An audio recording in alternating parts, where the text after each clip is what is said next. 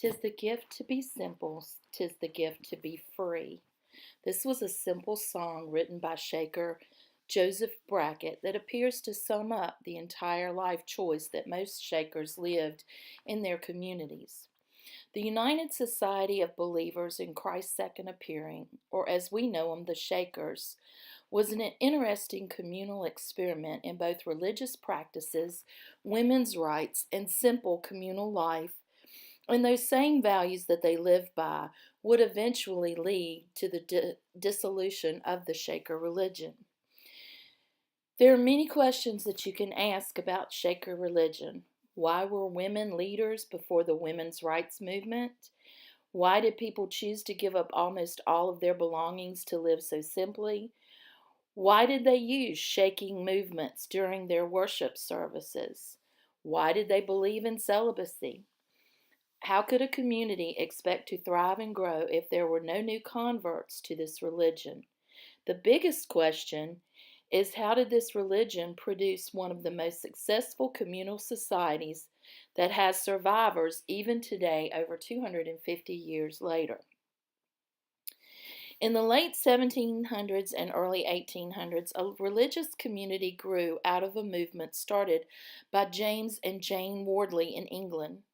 The Wardleys were originally members of the Quakers, but they broke away and started their own society that they called the United Society of Believers in Christ's Second Appearing.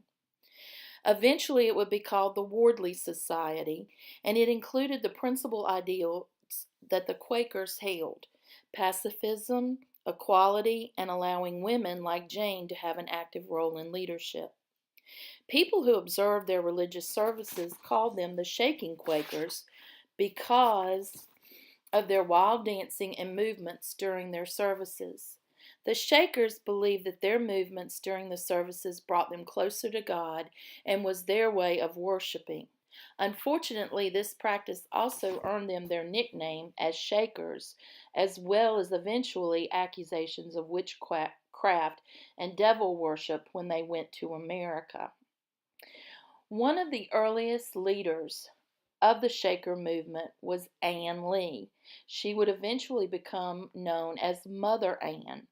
She was born in Manchester, England in 1736 and lived on Toad Lane in London. Toad Lane was a very rough area of London, and she was exposed at an early age to the seamier side: drunkenness, prostitution, immorality, which is why she may have become adamant later in life about the vow of celibacy. Anne and her family were followers of the Wardleys, and later Anne Lee confessed to having visions and that the Lord spoke to her directly through her dreams. She began preaching and earned the nickname Mother Ann Lee. Mother Ann soon began to help lead the Wardley Society, and after several incarcerations in prison for her religion, she decided it was time to leave London.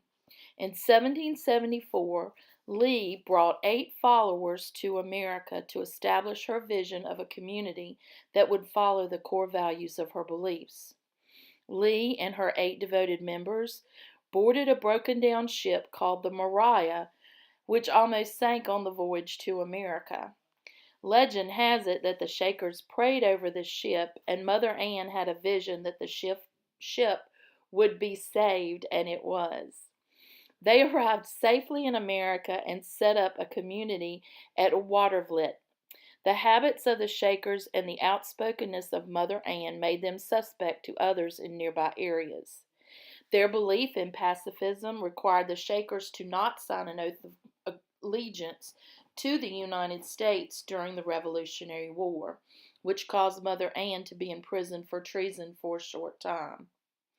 At Harvard, she was accused of witchcraft, and the Shakers eventually left Harvard and set up a community at New Lebanon.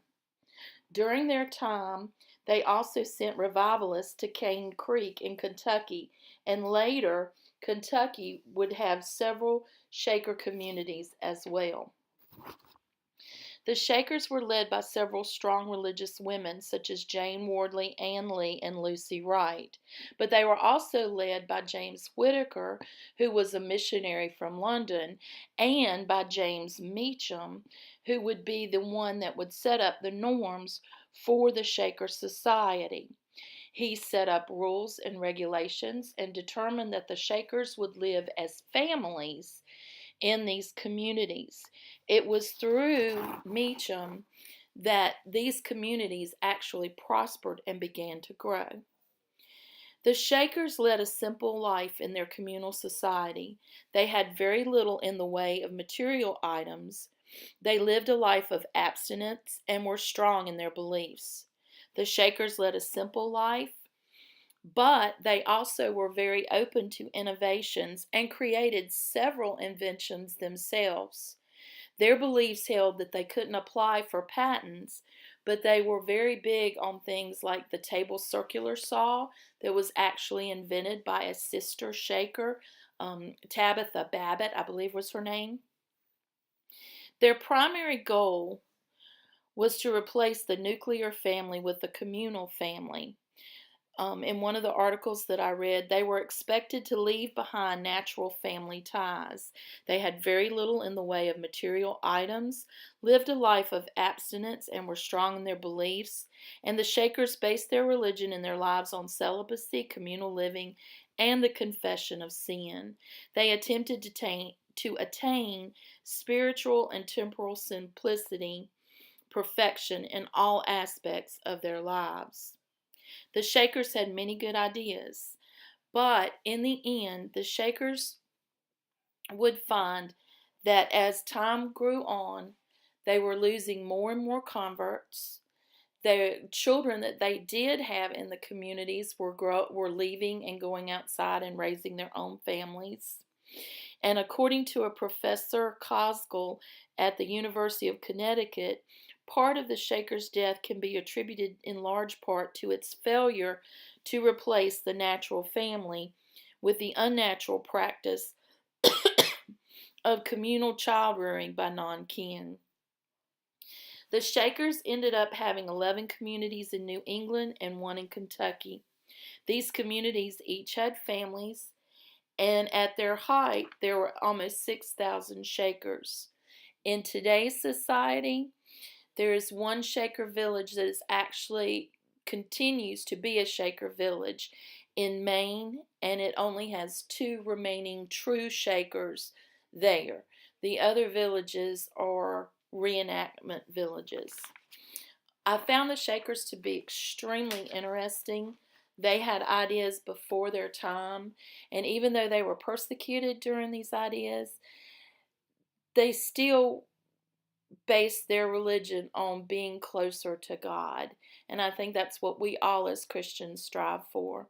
Thank you all, and I hope you have a great summer.